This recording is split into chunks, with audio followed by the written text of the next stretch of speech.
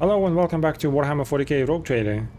We've taken over the ship, got rid of all the undesirable individuals. I'm not sure if they will come back and whether we'll get rid of all of them, but so far the ship is ours and we've become the Rogue Trader, captain of the ship. Which now I probably will need to do a lot of talking with these individuals. And figure out where we need to go. We've got a couple of quests, I think, to go to different planets or something, or locations at least. And we'll see where it goes.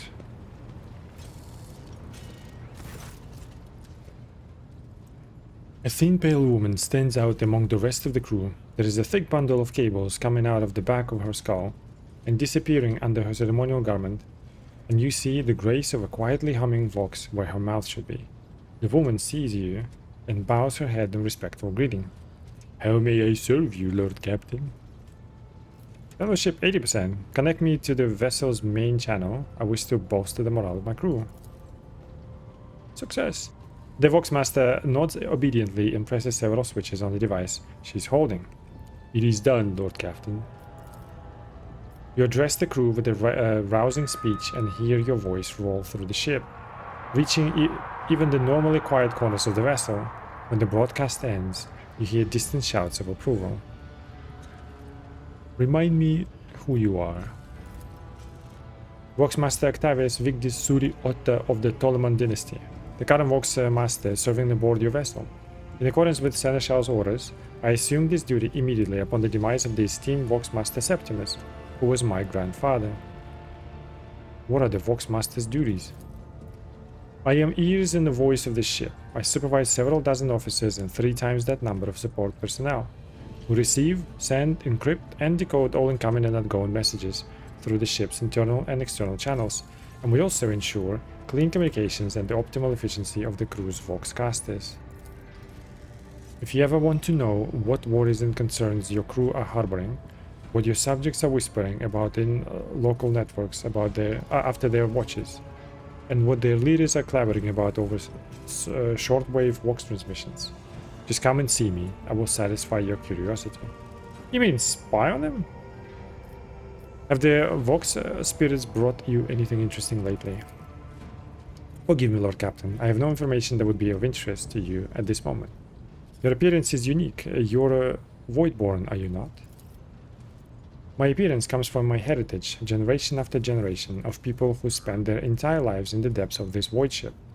Neither we nor our ancestors have ever left our home, but the same can be said about many denizens of the Imperium's million worlds. We're used to the silence of the cosmos and voices of the ship. There are thousands of us, but we dwell far from the Lord Captain's upper decks and remain unseen. We are the Voidborn. Where does the word Voidborn come from? Because we're the children born in the void between the stars, be it the womb of a traveling vessel, an orbital satellite, or a forgotten asteroid station. Low gravity voyages through the warp, and the countless dangers of space travel, everything others hate and dread is second nature to us. Tell me about the lives of the Voidborn in my crew. To us, the groans, creaks, and murmurs of the ship sound the way babbling brooks and singing birds do to world dwellers. We hear the ship breathe, know what it is feeling and thinking. We are a part of the ship, just like it is a part of us. We perform numerous functions, and there are many officers among our numbers. Some maintain order and prevent mutiny, others serve as shepherds and support the crew, and some devote themselves to mending the body and spirit of the vessel. Most of the Voidborn are members of large voidship dynasties that bear responsibility for a certain aspect of the ship's life. For 300 years, the main branch of the Ptolemon dynasty has produced the ship's Vox Masters, and most of our subordinates come from the cadet house of the dynasty. How do you find life on the ship? Life has been quite generous to me, Lord Captain. I am the Vox Master, and only the best in the dynasty can become one. By virtue of my skills and position, no one has ever denied me anything. Our family claims a spacious section for its demesne. I also enjoy long walks through the narrow and dimly lit corridors of the ship. listening to the sounds of her activity, falling asleep and waking up to the chanting of hymns, and admiring the stars beyond, of course. How do others on the ship treat you? Who look, speak, and move differently from the inhabitants of the planetary worlds. Our way of life, traditions, and quirks frighten these people, just like the darkness of the cosmos. Many believe us to be the bringers of ill fortune, and alas, it is the Voidborn who get the blame for terrible warp phenomena during the longer voyages. Vigdis hesitates before continuing.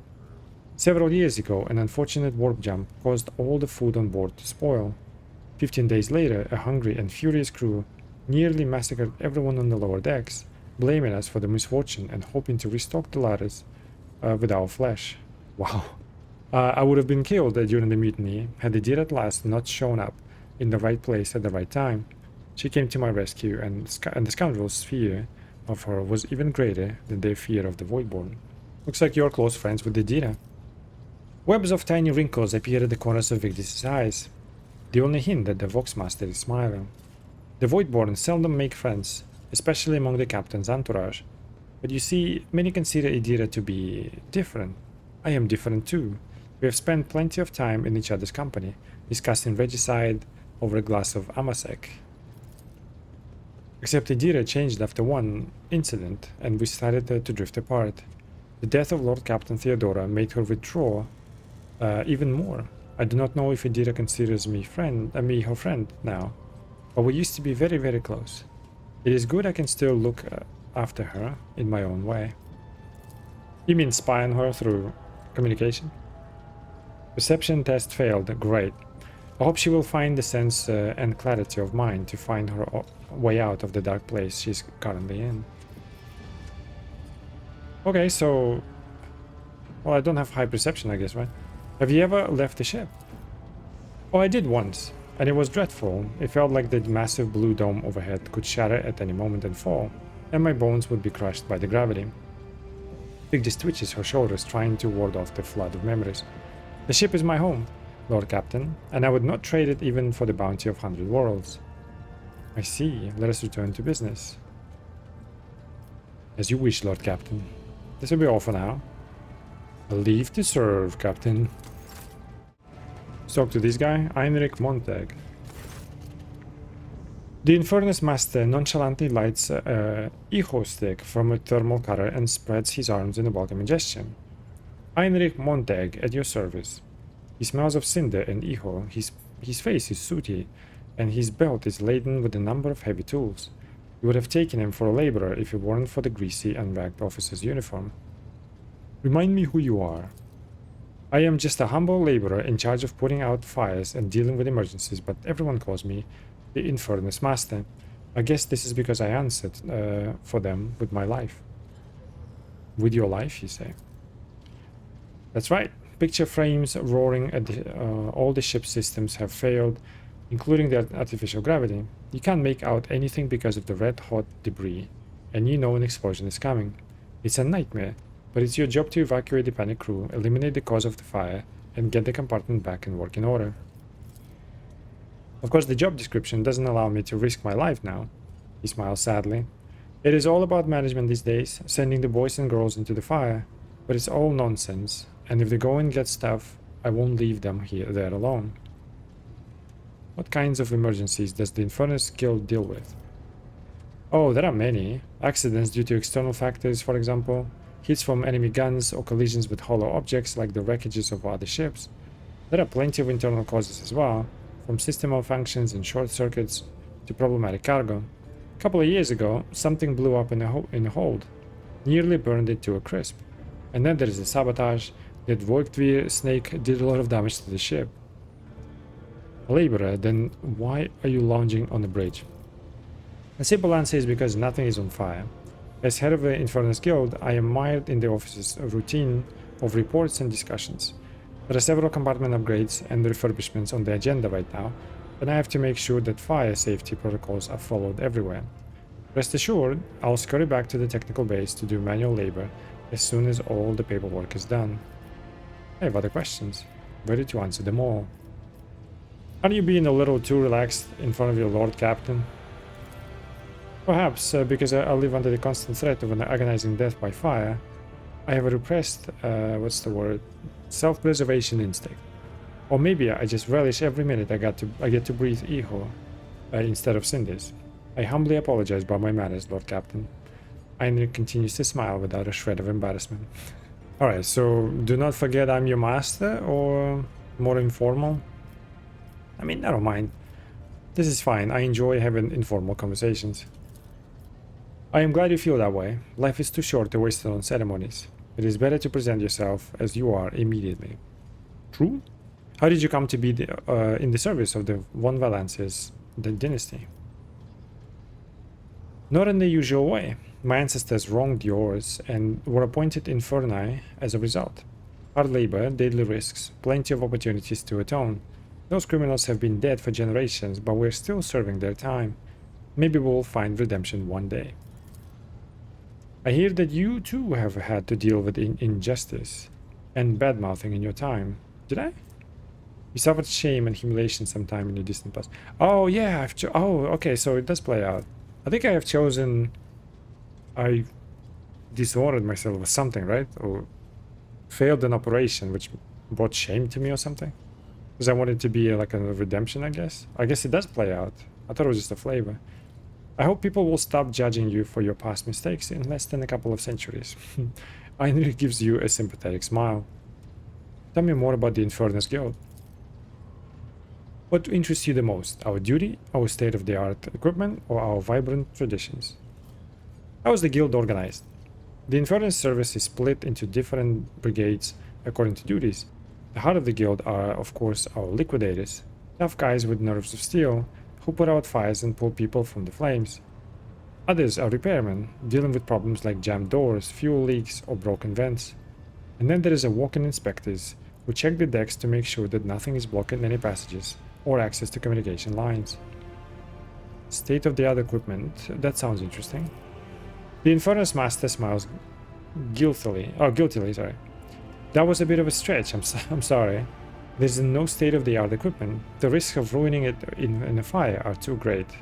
We get by using human resources and most common items available. Respirators, fire extinguishers, and flame-retardant uniforms. Let's face it, the lives of the Inferni are not worth much. It's more important that we save the machines and minimize damage to the ship. What traditions? We have plenty of those like the reminders. Heinrich rolls up his sleeve, revealing a tattoo inscribed over an old burn mark. When you survive a particularly hopeless accident, you get a tattoo on your scar. You can always tell an experienced Infernus by their ink. It's like a badge of honor of sorts. Tell me about how you got your reminders. He points to a tattoo on his right forearm. This one is from the time plasma leaked from the outer aft circuit. Imagine yourself clinging to the hull outside, thermal cutter in one hand and a magnetic clamp on the other. Azure flames burst from the breach, the kind that can incinerate you in a second.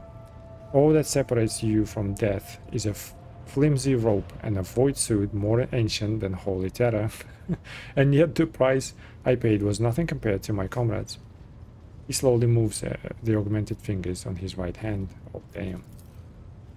This is a very brutal, unapologetic world. I really like it. As for this one, the look he directs at his left hand is full of bitterness. I got this one in the ammo depot where my wife, Elsinora, died. Oh. There was a fire and the flames were getting close to the ammunition. And I don't mean autogun rounds. Those were mackerel cannon shells. We put out the fire as best as we could, but we were losing. Suddenly, LZ took my hand, kissed me, and then ran straight into the blaze and activated the emergency blast door. Oof. We stayed outside while she vented the compartment. Heinrich gives a tender smile, gazing at the smoke. It was quite the story. Damn. How come these stories exist in like other games and franchise and stuff? How come we never have vent from the other side? You know what I mean? Never have this kind of tech. I'm sorry for your loss, Heinrich. He nods gratefully and takes another puff. I have learned all I need. What shall we talk about? This is nothing for now, Heinrich. Never let your fire go out, Lord Captain. I mean, no. Heinrich hurriedly waves his hands. It's just a stupid little guild in-joke. Seriously, if you see an infernus next to a naked flame, run. Roger that. There's a Master Helmsman Raver. The tall man before you appears to be woven from tendons and muscle. Blue veins snake under his white, almost dove-colored skin, and his scalp and chin are covered in cropped white hair. His neck and shoulders are wrapped in wires that hint on the presence of neural connectors under his uniform. The officer's face seems to be twisted in a perpetual grimace of annoyance and anger, but he greets you with a respectful nod. Lord Captain, Master Helmsman Raver at your service. Remind me who you are. I'm the Master Helmsman, Lord Captain. I stand in the wheel of this here tub. I mean, your vessel. Okay, you call my ship a tub? I mean, your vessel, and bark commands at the idiots who tend to its related systems. In layman's terms, those were not layman's terms? In layman's terms, I'm the one who stops us from running into an asteroid or a disruptive gravitational wave when we are traveling through the void. You control the ship in real space. I wish that was my only job. I have to steer her through the warp too, but most of the credit for that goes to the navigator. The warp's nightmare, always tossing up something new. All my years at the helm, they count for nothing in there. My part is small enough. I just monitor our systems, follow the charted route, and I don't kick up fuss when new orders come in from the navigator's sanctum. Real space. Now that's what I keep my eyes peeled. Gravitational anomalies, void currents, hard radiation, that kind of shit shows up everywhere. Thank the Emperor, the augurs of on this vessel are holding up, and so far we've been able to spot if something bad's coming our way. What these idiots you're in charge of? There are too many to list them all. Tech priests from the engineering, voidsmen from the augur decks, the work-shy fools on the bridge. I'd have every last one of them flogged. They all need a wake-up call. They need to be whipped into shape, or else this ship will be going nowhere.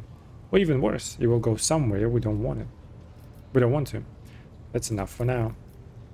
Right you are, Lord Captain. You're a Voidborn, aren't you not? That I am. Born into a helmsman clan in the bowels of the Chartist vessel. Started the family trade until I was 15. Then my entire clan was butchered in a mutiny by lower hold scum. Wow. They spared the young'uns. Of course they did. Kids with implanted connectors made great navigational servitors. But I was having none of it. They weren't going to make a servitor out of me, so I escaped into the crawlways. And then I spent months picking them off one after the other. Raver stops abruptly. You got me talking up a storm. Anyway, yes, I am a Voidborn. No, finish your story, Raver. Raver stays silent for a few seconds. Not much to tell. I gathered everyone I could get to, and then I fled upward to the middle decks. That's where the augur operators took me under their wing. They have apprentice helmsmen on their own up there, you see. Nobody asked me questions, so I stayed. I grew up, trained, got smarter, then ended up a junior helmsman. A dozen years later, Dunrock spotted me and lured me away. The cheeky blighter.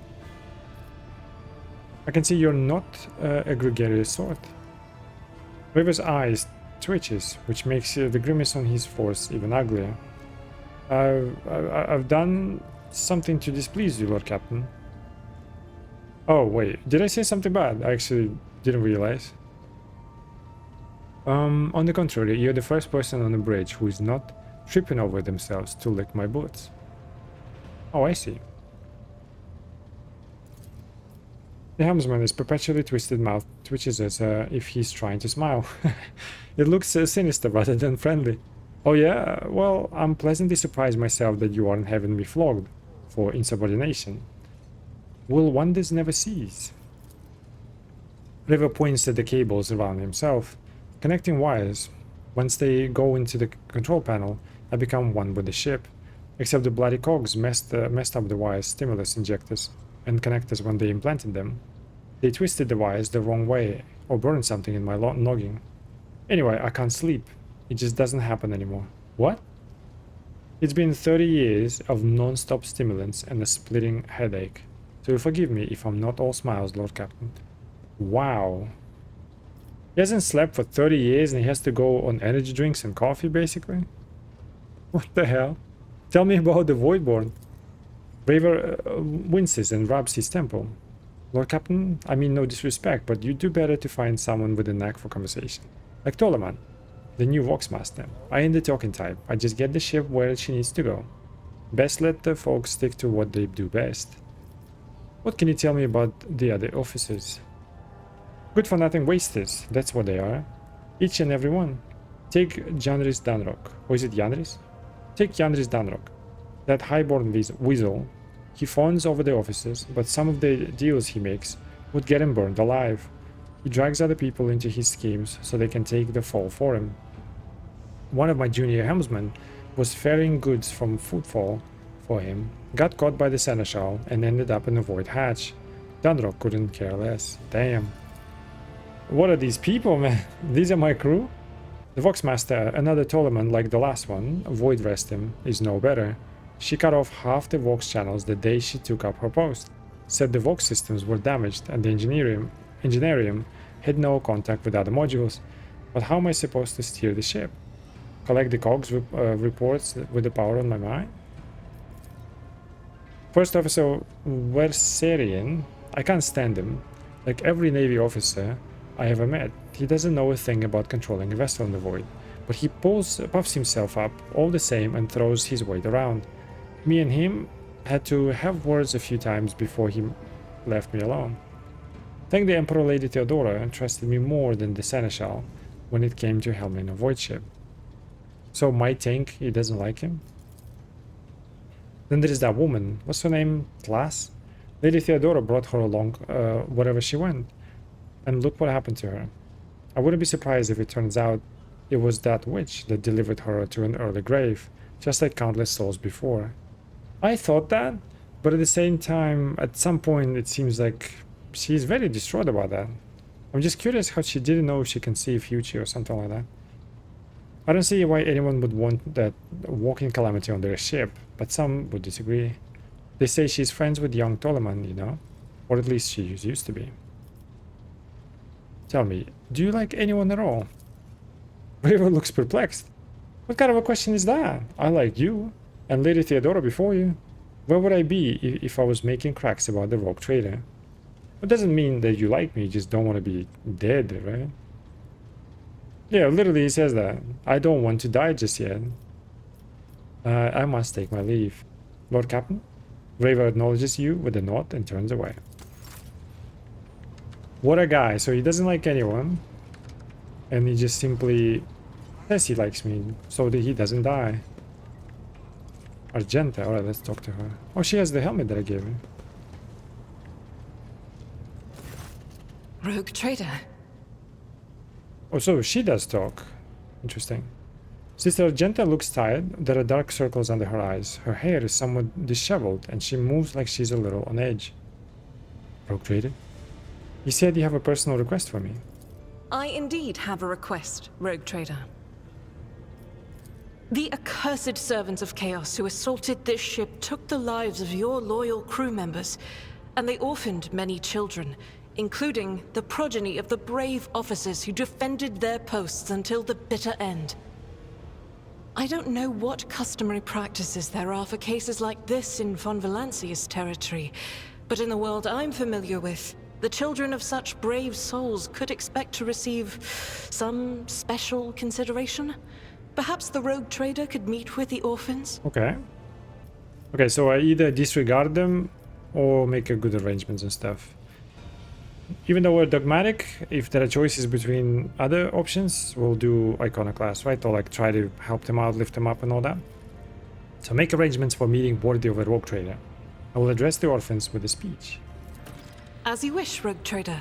Thank you for granting my request.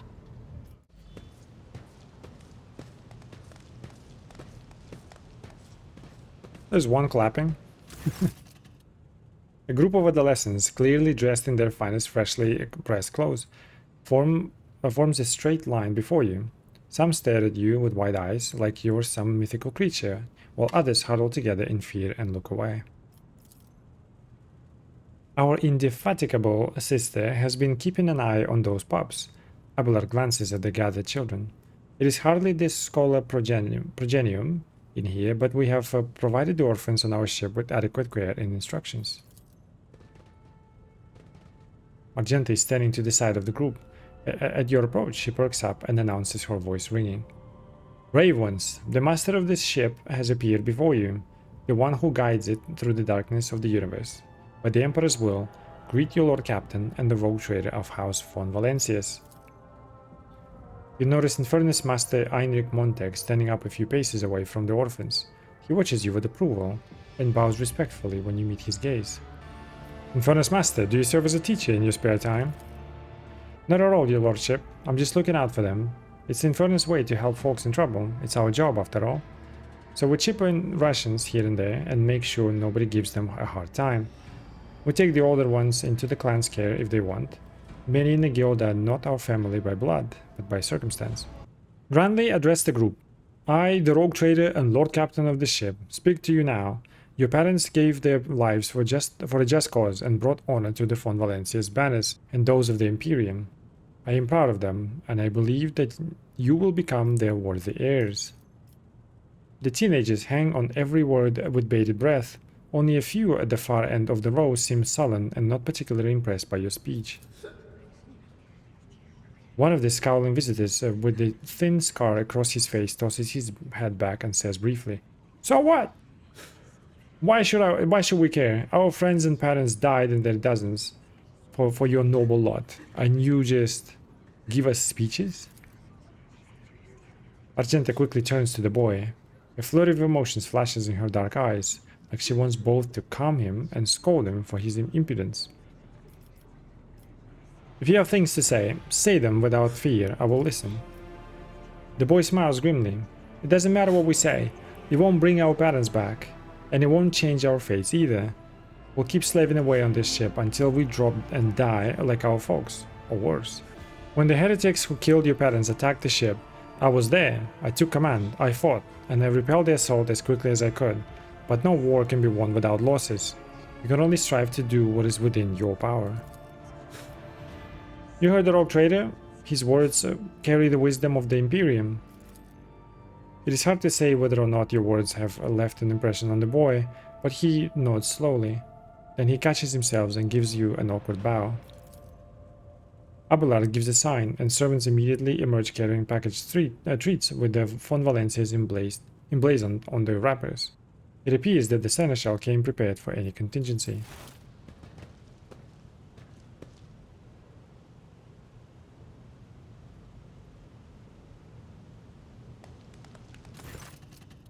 Argenta rubs her temple pensively. She smiles and offers a few more words of encouragement, then leaves the bay.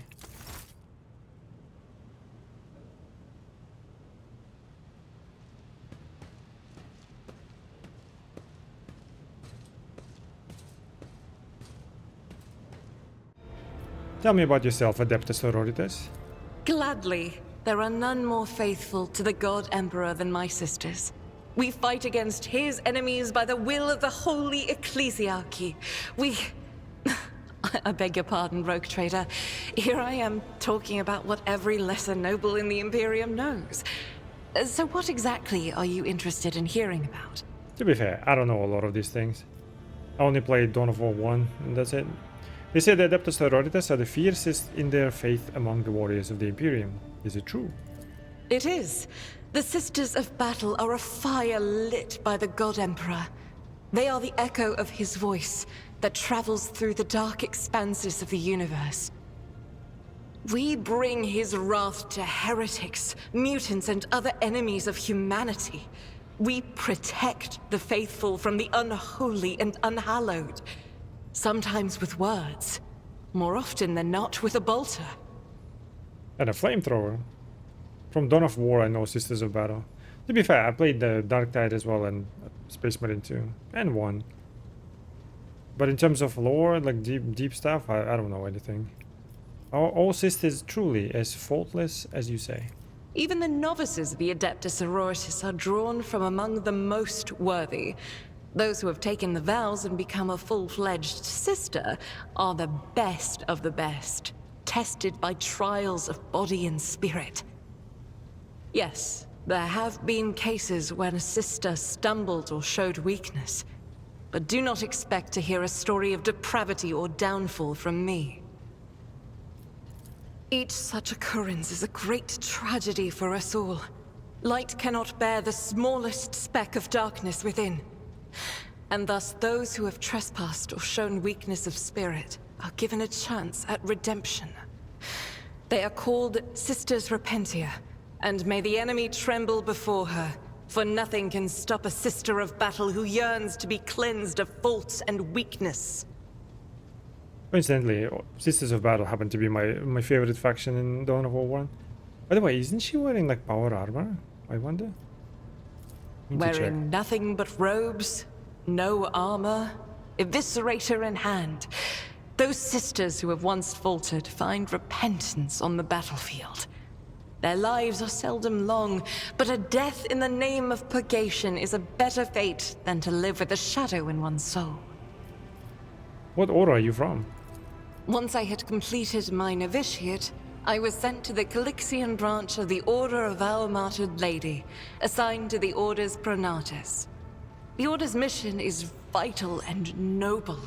The Sisters Pronatus protect great relics of the Imperium. We guard them, preserve them, escort them when they are brought onto the battlefield or presented for pilgrims to venerate. Why do I give a feeling she lost one? And one of the quests will be like, please help me find it. And we seek out the relics that have been lost. Neither a coven of heretics nor the most wicked death world can deter Sisters Pronatus when their goal is to return a piece of the great legacy of the Imperium into the hands of the faithful. Wait, she's Warhammer 40k Indiana Jones. Yeah, we got some lore succeeding. The Order Pronatus is not one of the Order's militant, and yet you are a trained fighter. Don't let the name deceive you. The Order's militant trains sisters to march onto the battlefield as an army. That does not make sisters who belong to the non-militant orders timid and helpless. Both the solace-bringing Sisters Hospitaller and the enlightened Sisters Dialogus know how to greet enemies of humanity. Their dialogue with heretics is usually quite short, with the last word being a bolter discharge. You've got so many, I don't know if it's like a school, so many different schools. And my order has all the more reason to be known for the martial prowess of its sisters. We are the keepers of the Imperium's relics. What would become of our blessed hero's legacy if the Sisters Pronatus could not protect it? You said you belong to Calixian branch of your order. What brought you to the Coronos Expanse? The Order sent me to Footfall.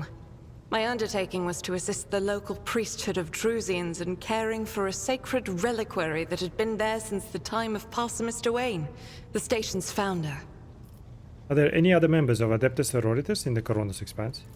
None that I'm aware of, but the Sisterhood's orders are many, and can operate independently of one another, sending their sisters wherever their presence is needed as deemed by the Ecclesiarchy. Perhaps somewhere in the Lord Inquisitor's retinue, may his path be blessed, my sisters perform their duty as we speak.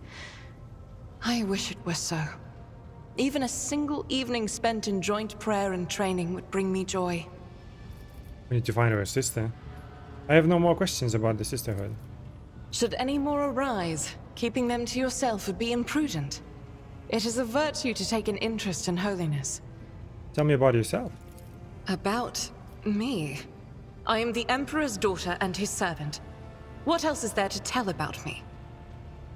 How did you end up on Theodora's ship? I first came here when I found myself in need of passage from Footfall to a remote planet. But I imagine what interests you is not that first journey, but rather what brought me aboard prior to the cultist attack. That story is complicated. It just so happened that I made a mistake. In a moment of laxity, I was ambushed by the accursed followers of the archenemy. I was badly wounded. Lady Theodora came to my aid and brought me aboard her ship. where crew attended to me in my weakened state.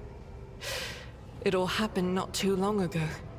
I had barely recovered from my wounds when the cultists struck. Truly, the servants of evil know no rest. There is no place where we can be safe from their machinations. What happened to the people who wounded you? Did Theodora's men eliminate them? Sadly, they did not.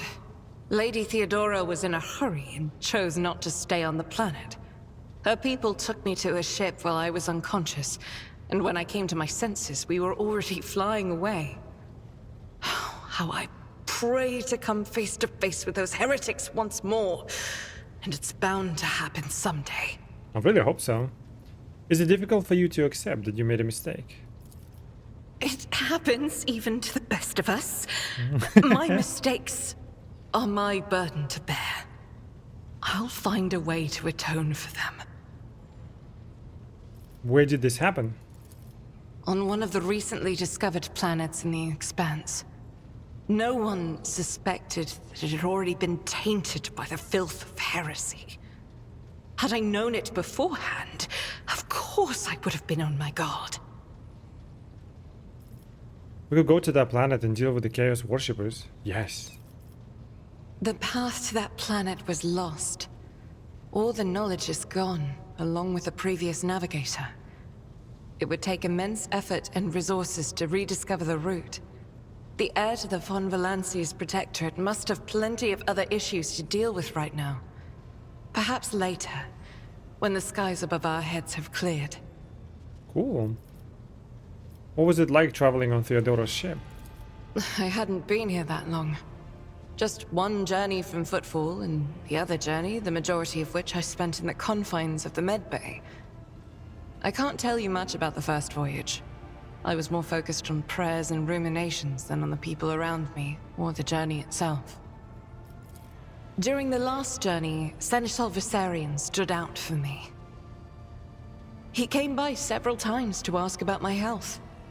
He's an honorable man and a loyal servant of the Imperium.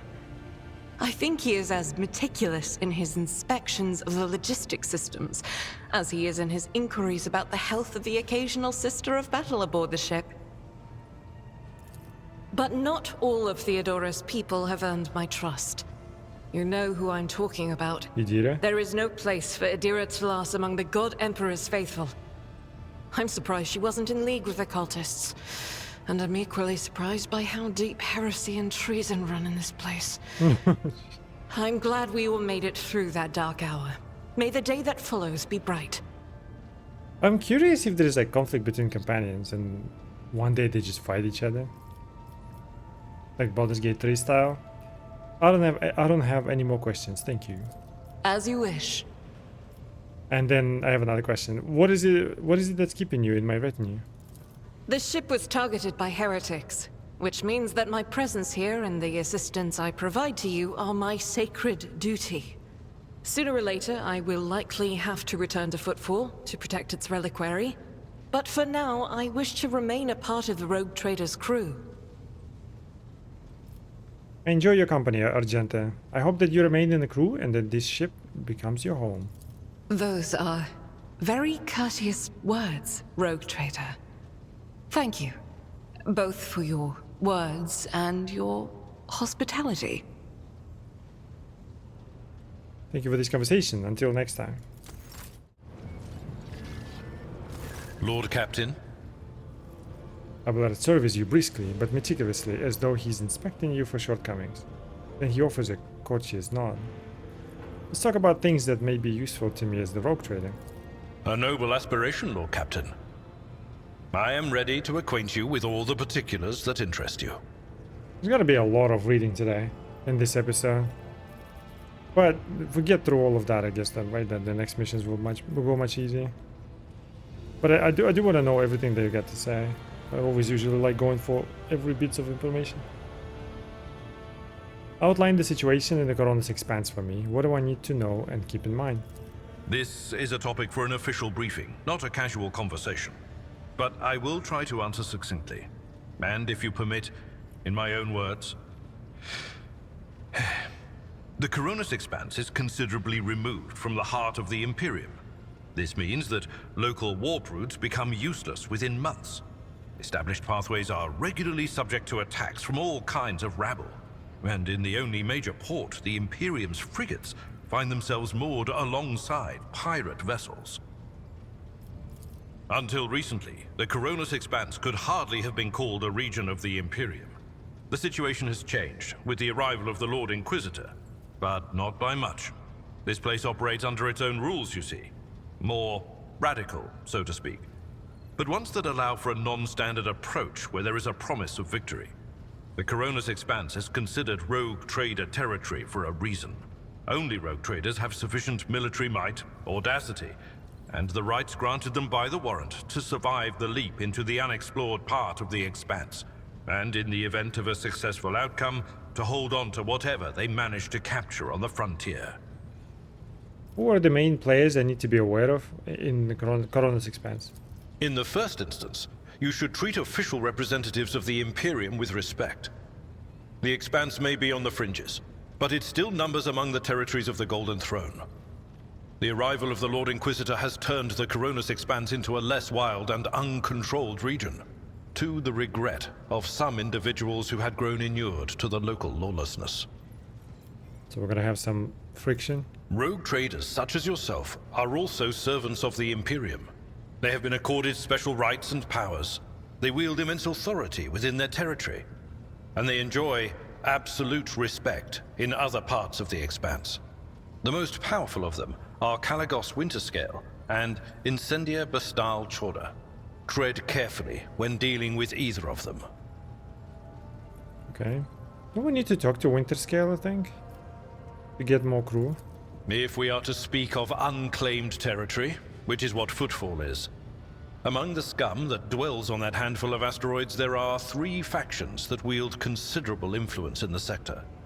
The first is the Kazbalaka Mission, organized crime in its most primitive form. It holds sway over the Liege of Footfall, and has links to rogue trader Winterscale. The second faction is an offshoot of our shining ecclesiarchy, followers of St. Drusus. They are actively building their forces, and hold influence over rogue trader Chorda. And finally, the third faction, the Explorators, a wing of the Adeptus Mechanicus. They are willing to die and kill for the secrets of the ancient technological heresies that are hidden among the stars of the Coronis Expanse. Okay. Conrad, our previous Master of Whispers, what can you tell me about his betrayal? What do you think he'll do next? You know, Lord Captain, I am no admirer of fine art. But when we next find ourselves in a civilized port, with time to spare, I will promptly find an artist and commission a portrait of the individual to whom you refer, with a hole between the eyes. Conrad Voidveer. That he committed his treachery and escaped with his life was an unforgivable oversight. How did he even escape? He just ran somewhere, right? There's a giant ship in the middle of hyperspace. Where did he go? He's gotta be somewhere in the ship. We both served Lord Captain Theodora for many years, and we never saw eye to eye. He was brash. He was never afraid of assuming responsibility, and he willingly took on difficult tasks. I am loath to admit it, but the Von Valancius Protectorate continues to reap the fruits of his labors to this day. His service always garnered my respect. But everything else about him made me want to wring the neck of that two-faced snake. If you are taking comfort in the thought that we will hear no more of Conrad, prepare to be disappointed. You thwarted his plans, his meticulously plotted and nurtured treachery. He is sure to attempt to strike at you, and he will use his contacts and knowledge of the Protectorate to do so. The only question, Lord Captain, is whether you will be able to anticipate his next steps. We shall see. That is all for now. As you wish, Lord Captain. I'd like to know more about you, Seneschal. As you wish, Lord Captain. What would you like to know? Tell me about yourself. What were you before you became Theodorus Seneschal? I used to be an officer in the Navis Imperialis. No, used to be is not quite right. It was not simply a job. It was my calling, the essence of my life. I was proud to serve Lord Captain Theodora, but in my heart and mind, I'm still an officer of the Imperium. I met Lord Captain Theodora on a mission where the Imperial Navy was providing reinforcement to the rogue traders' army on one of the frontier worlds. Our acquaintance was not easy. Working with people outside the Navy hierarchy has never been my strong suit. It was to my great surprise then that after the mission's completion, I received a referral to leave my service in the Navy and join the rogue traders' personal council. It was a difficult choice for me. But I saw in the offer a chance to serve the interests of humanity even more effectively than in the Navis Imperialis. You do not need me to tell you just how remarkable a person Lord Captain Theodora was. I recognized her at once as a true leader and formidable creative force. One who had built a protectorate amidst the dangers and wildness of the Expanse. Leaving the Imperial Navy is far from easy. Why were you permitted to quit your post? You could say there was no one among the naval command who was willing to impede the wishes of the rogue trader. To do so would be to risk their own position and their relationship with Theodora. Well, the Lord Captain possessed certain contacts in the Imperial Navy. Contacts which she used to request help during the conflict on the border world. And which enabled her to make me an offer that resulted in my joining her retinue. The Navis Imperialis is an ancient institution with its own mandates and muster lists. On occasion, in the heat of an official briefing, or an informal discussion, I violated those rules, determined to press my point. It is challenging to choose the words to accurately express my opinion on a situation or the actions of others that do not sound overly scathing or confrontational. Many in command were inclined to view my manner of speaking as unbefitting a person of my rank. Interesting coercion test succeeded. I got XP. The way you talk about Theodora, I'm beginning to think you were in love with her. Whoa. What? Lord Captain, any allegations of improper feelings or unsanctioned relations are utterly baseless and bordering on the insulting. Utterly baseless. Right. Do you have a family? I am a widower. I am a father of 4, and if my information is not outdated, a grandfather of 11. Damn, big family. My family lives on Dargonus. None of my children express any eagerness or aptitude for serving aboard ship, and I would hardly have insisted that they follow in my footsteps. Thank you, I have no more questions. Of course. You may call me by my first name if you wish. I thank you for the honor, but I must decline. As a former military officer, I believe in the importance of order in all things, including the chain of command. You are the Lord Captain, my direct superior. I am not prepared to address you in any way other than as regulation dictates. Okay. Very serious man. I must take my leave until next time, Seneschal. Lord Captain. Let's talk to this Jocasta Sourback. Jocasta Sourback is a very picture of discipline. Her uniform is exquisitely pressed, her armor is polished, and her posture is imposing and rigid. The only flaw in her immaculate appearance is the heavy enforcer's maul, which is worn and battered from the frequent use. She salutes you with a practice motion. Greetings, Lord Captain. How did you come to serve on my flagship? I come from the noble Sourback family of the capital world of Dargonus. I dare say that our house is renowned for its loyalty and strict adherence to the law, and members of my family have been your faithful enforcers for centuries. I am honored to be 6th Master at Arms named Sourback to serve on this ship. Jocasta speaks the words with unmistakable pride. Why are you here instead of basking in luxury on Dargonus? Because of my cousin Macarius. A furious crease appears between her brows. I cannot stand him, but the feeling is mutual. We can hardly be in the same room together, so I jumped at the opportunity to become your enforcer. I should thank my obnoxious cousin for nudging me towards the best decision of my life. I serve you with all my heart and wish no other fate than this one. You're wearing Imperial Navy armor. How did you come by it? I inherited it from the previous Master-at-Arms. Like the esteemed Seneschal, he left the navy to serve Lady Theodora. He brought quite a few officers with him and established a tradition. Upon the death or resignation of an enforcer, his or her armor would be passed on to a fellow officer who had distinguished themselves in the course of their duties. I was awarded armor in this way in my time, and upon the death of my predecessor, I inherited his personal armor, sorry. What is your opinion of the Lord Captain? Of me as a Lord Captain? I would not dare form opinions about your lordship. That would be unforgivably brazen of me. My duty is to serve, not to evaluate. I want to know what you think about other officers. I do not trust them, but I do not trust anyone. Mistress Toleman has too much power and will surely be tempted to start deciding for herself what information to share and the crew on your behalf, and what to withhold. Oh, with the crew, sorry. Raver is closely intertwined with the ship's systems, which opens up plenty of opportunities for sabotage. He must be watched.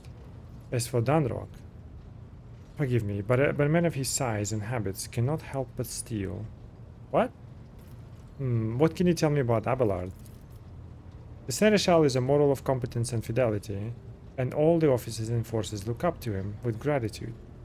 A grimace of fierce devotion takes hold of Sourback's face, before she abruptly grits her teeth and continues. It is all the more distressing to see that the years have not been kind to the deeply respected Master Barsarian. Soon there will be no rejuvenate treatment that can save him from the mistakes inherent in such advanced age.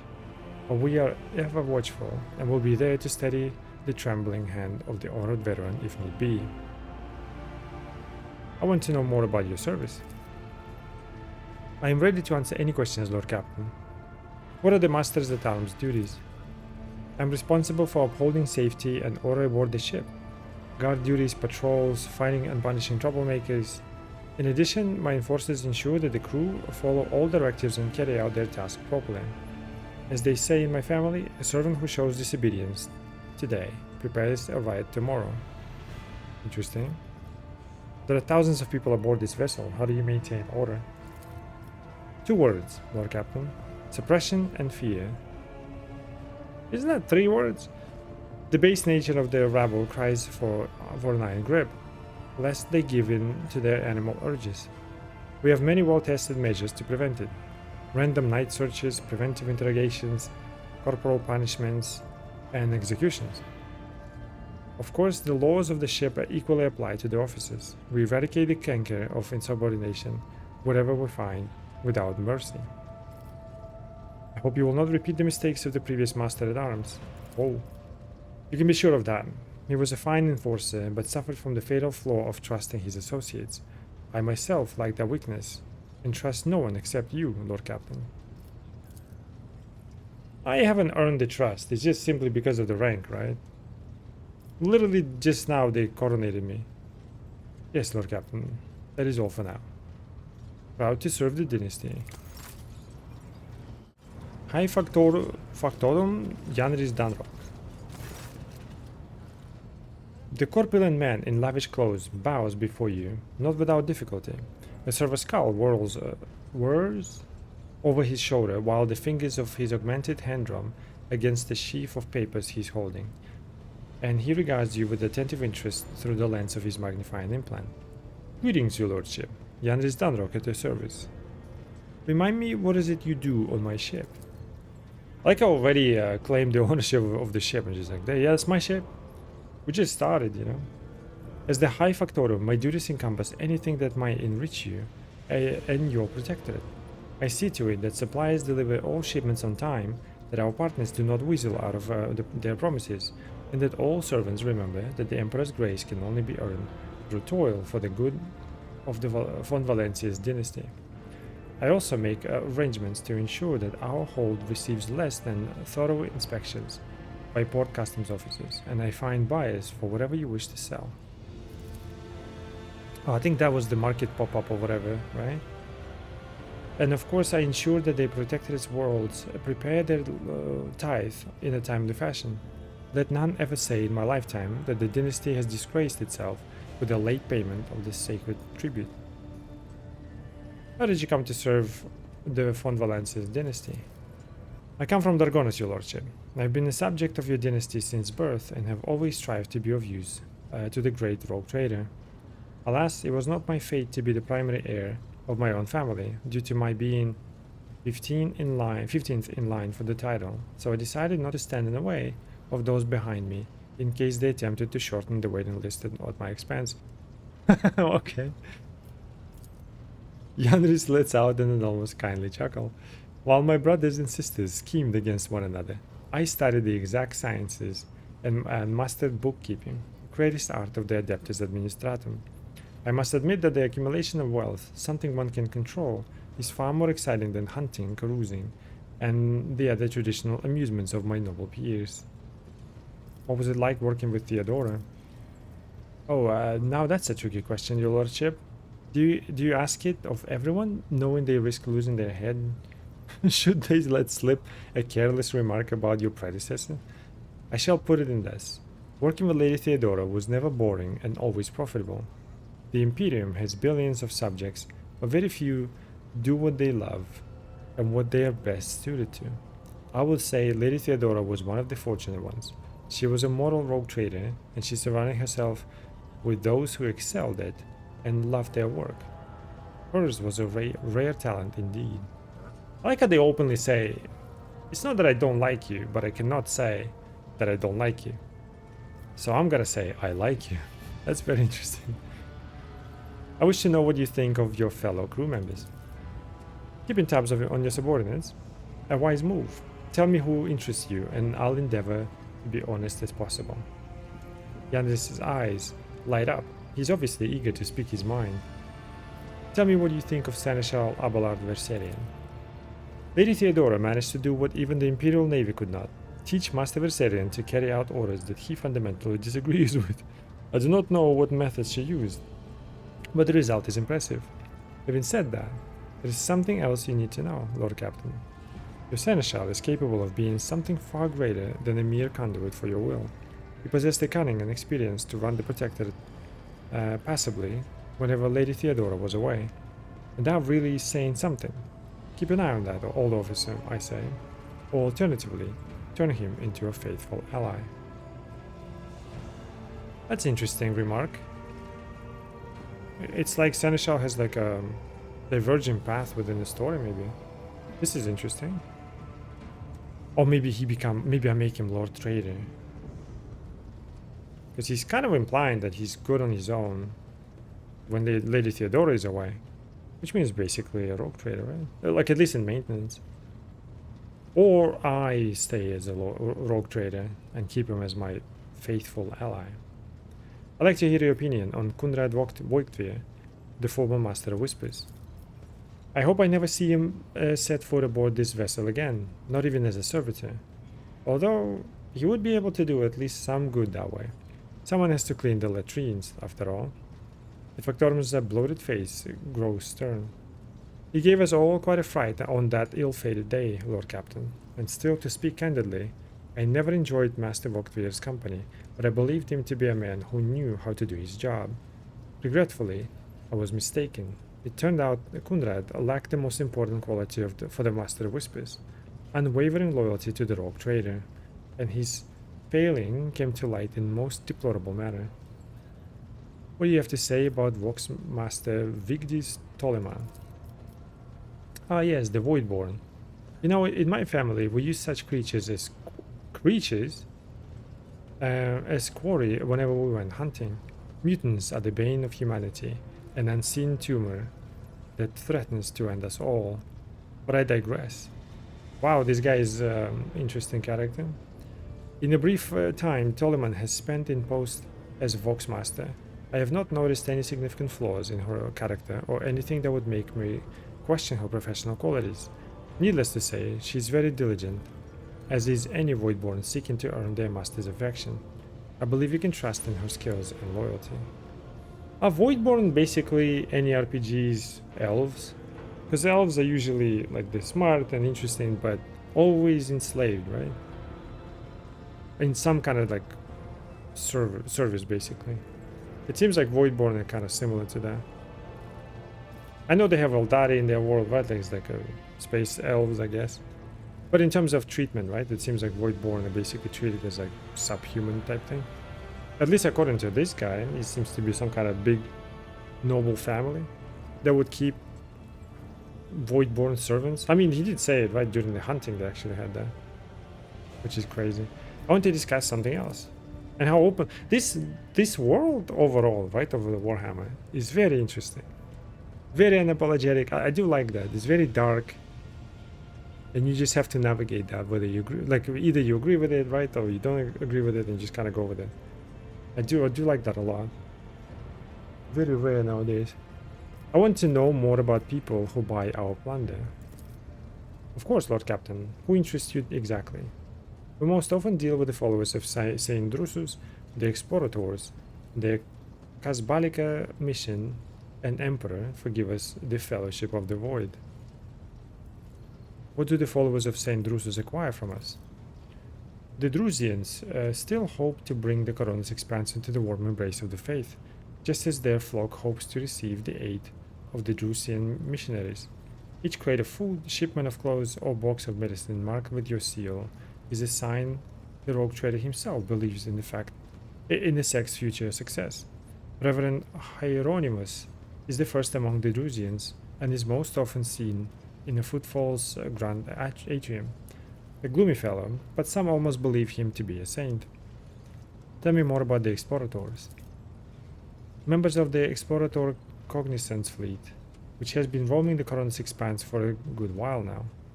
Oh, they immediately struck me as from the Mass Effect Tally. What were their race actually? I forgot. But they had this fleet, right, as their home. Kind of reminded me of that. Omniscient knows what they are hoping to find, but the acolytes regularly show up on uninhabited worlds, seeking bits of sacred knowledge, tracking down mechanical relics, and sniffing out Xeno artifacts. If truth be told, sorry. Supposedly, they want to save the ignorant rabble from corruption. A tech priest named Opticon22 does business with us on the fleet's behalf. He can be found at the docks of Footfall. On Footfall, sorry. I am interested in the Kasbalika mission. Masters of the cold trade, immoral criminals and notorious crooks to the last man. The mission is but one branch of this mafia gang that has taken root in the Calixis sector. You can do business with them as long as you take the necessary precautions. They are led by Vladaim Okara, who recently appointed himself liege of Footfall. Of course, he is trusted ally of rogue trader Winterscale, but he will not refuse you, another of the Emperor's anointed. If you wish to talk to Vladaim, look for him in the Liege's palace on Footfall. What is this Fellowship of the Void? The Dynasty emits a laugh like gurgle. A pompous name, is it not? In truth, they are a gang of pirates who are forever squabbling over loot and territory. However, some of their little flotillas need supplies, or can take awkward cargo off our hands without asking questions. Of course, there is always a risk that these scoundrels will change their mind and attempt to board us instead, but so far our macro-cannons have managed to keep them in line. They say Riza Calvaria speaks on their fellowship's behalf, the Adeptus Amasekis on Footfall. He's rumored to be her favorite haunt. Why are we giving away our spoils to these people in the first place? To profit from them, of course. Most of the things you will find during expeditions are complete junk to one such as yourself, but the less fortunate and affluent servants of the Emperor think them treasures, especially when they are bestowed by the great rogue trader himself. Drusian fanatics and pirate cutthroats, Kasbalika dealers and explorators, none will refuse our help in these dark and trying times. And there may come a time when we shall be the ones requiring aid, and it would be beneficial to have allies willing to provide it. So just was trying to change the topic. Certainly, Lord Captain. I wish to boast my retinue with skilled fighters? What is this? Rest assured, there are people of the most outstanding talents among thousands of your crew. I will contact the overseers at once.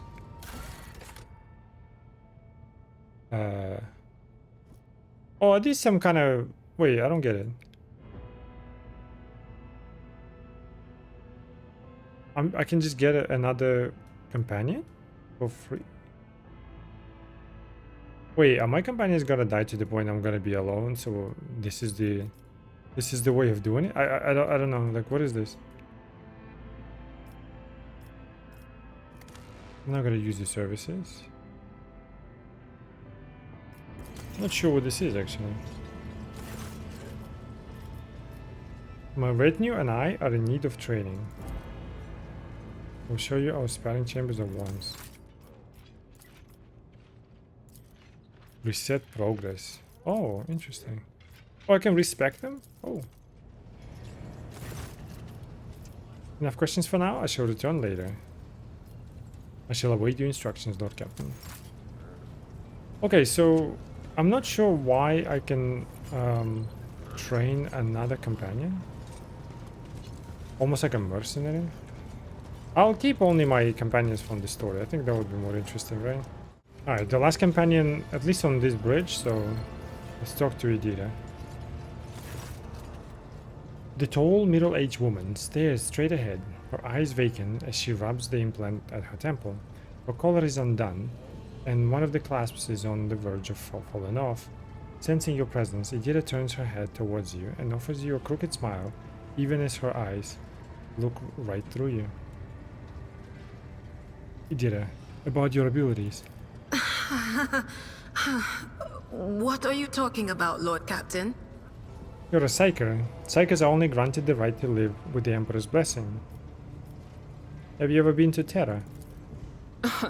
Look, Lady Theodora couldn't care less if some eggheads measured my brains or not. It's not about the seal on your forehead, get it? It's about what's in your gut, if it's rotten or not. My gut's stronger than the adamantine on this here ship, and my implants are better than the ones they put in you on your Terra. If they weren't, I wouldn't have lived as long as I have. So the answer is no? Where do you come from? Lyra, an outlying world in the Heathen Stars region. In the Coronis Expanse, the deeper you go, the less visible the Astronomicon gets, and the less people know about the Imperium. The arrival of a rogue trader is the best thing that can happen to a world like that. The very best. Tell me about Lyra. It's an out-of-the-way planetoid between two faint stars. On Lyra, a dozen local tyrants fight over 5 measly continents. But they use everything they can to win, from poison to psychers. I haven't been there in many years, but there's nothing for me to miss. Trust me. But here on the ship is a different story altogether. I saw more wonders in my first year serving Lady von Valancius than I'd seen in my whole life on Lyra. Like my first journey through the warp, I was in bed for 3 days. I felt like supernovas were exploding in my head. I only found out later that I'd gotten off easy. Just through the bulkhead in the bay next to mine, a whole team turned into... Look at me rambling on, Lord Captain. Pay no attention. Turned into what? You never finished your story about your first time crossing the warp. It wasn't like it was a very fun trip, Lord Captain. But look, if you want to be entertained, I'm the woman for the job. I'll entertain you with one of the stories from my collection, no problem. But if you want to hear about the time I melted everyone in the bay next door, well, I just don't really want to go into the details on that one, all right? Okay. What did you do before you came to be on the ship? Oh, I embroidered wall hangings in honor of our national heroes. I did the same thing I do here, Lord Captain. Divining. Our rulers prized the ability to see into the future. Every psyker that could be found was worth a small fortune on Lyra. There's no such thing as a peaceful life on Lyra. People like me were especially sought after. They'd pick psykers up wherever they found them, buy kids off their parents, even just abduct them. Take me for instance. I got taken from my street gang. The older kids sold me when they noticed there was something off about me. The ruling dynasties had schools where they trained us and beat us black and blue. Oof. And then they packed us off to serve. Some of us held on for a long time, but others didn't last. Not everyone's as smart and talented as me, you know. Some people crossed the line and were out of commission before their time.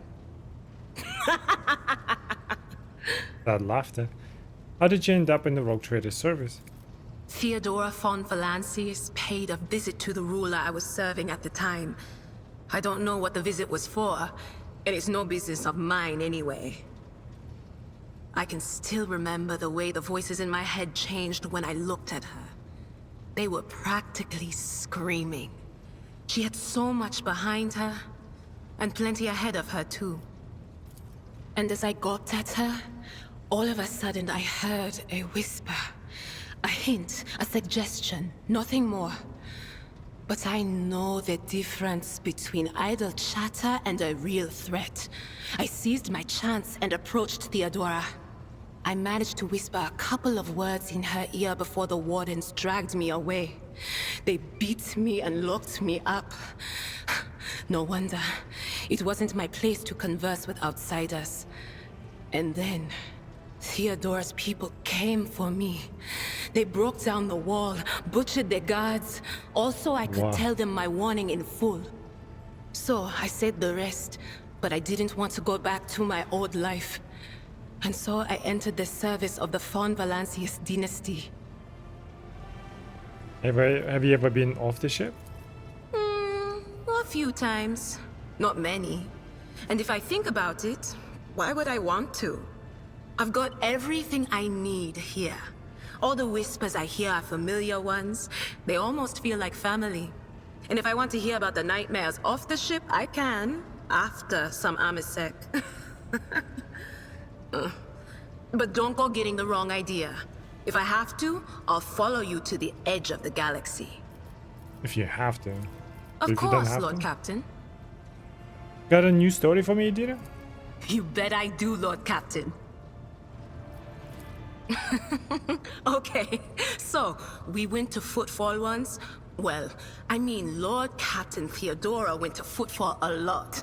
But on that occasion, she took me with her for some reason. My day had gotten off to a bad start. My head had been yammering since I woke up, but there was nothing else for it. I had to go. We arrive at the place, and what a place! All the gentlemen and ladies dressed to kill, showing off their encrusted implants, all clustered around little tables. Well, turned out it was a gaming den. And not just any gaming den, but one run by somebody with deep pockets for people with just as much cash to splash. You should have seen it. People gambling away planets in a game of regicide. Anyway, so the Lord Captain wanted me to help her beat some guy. So I tell her, the chips won't land in your favor.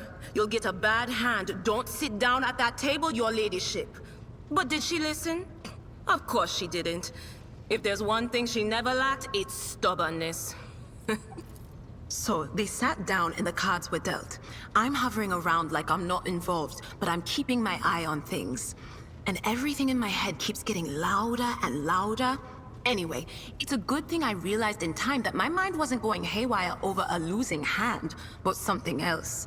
I made some excuse to drag the Lord Captain up from the table and took her away from that place. And a few minutes later, the room where we'd been... It turned out some wise guy had the same bright idea to bring a pet psyker along with him. One of those ones who just scuttle around in Footfall's underbelly. And the psyker just freaked out, I guess. After all the commotion, people went to see what happened in the room. And they'd all gone for each other's throats. Literally. With teeth. And I think they completely detached that asteroid from Footfall and pushed it off into open space so it would head off toward the local star. Wow. What if I find that asteroid and actually get to see that scene? That would be also pretty fun. What's it like being a psyker? Lord Captain, forgive me, but it would be like talking to a person born blind about colors.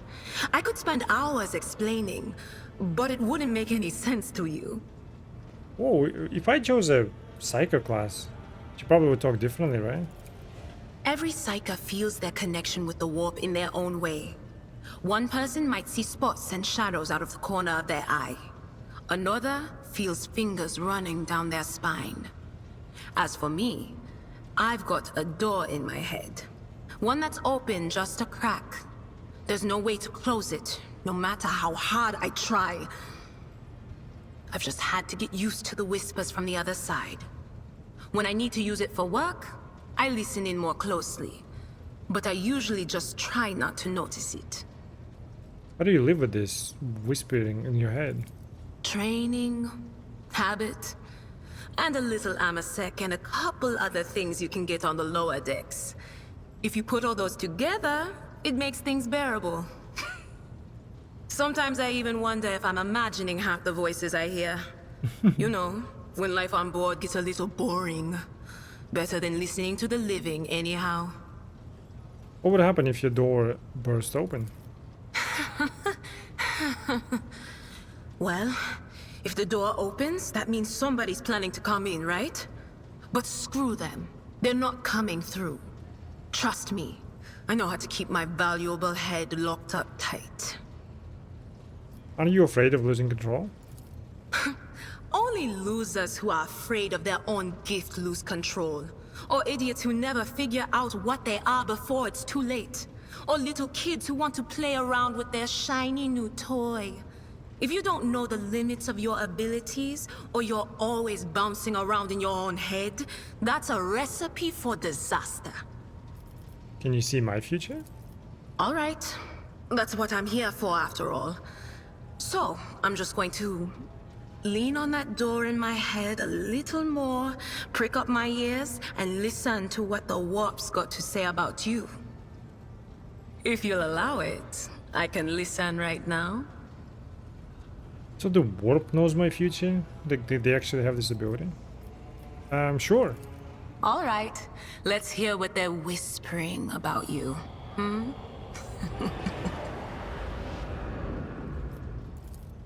Seek not on firm ground, but in a golden hall suspended in the void.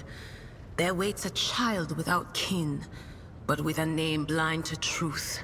She draws the brush across the canvas and does not notice that her palette is full not of paint, but of blood. And with each smear, this well does not deplete, but fills and fills up to the brim. One thing is clear. When this vessel overflows, none will remain unstained. I want my money back. What?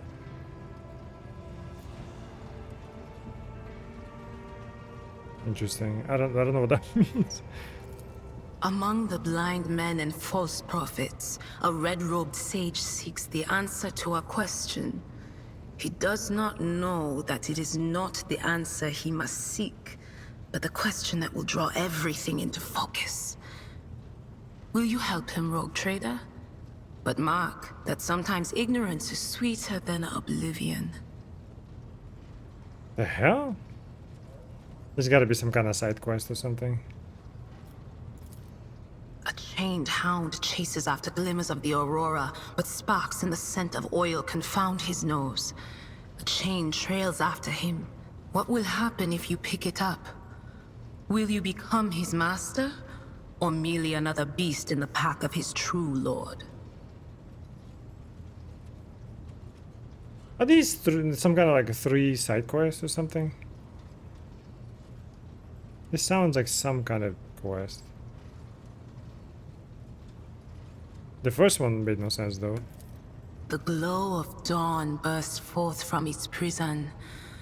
Dungeon walls cannot contain the dark essence wallowing in the dust.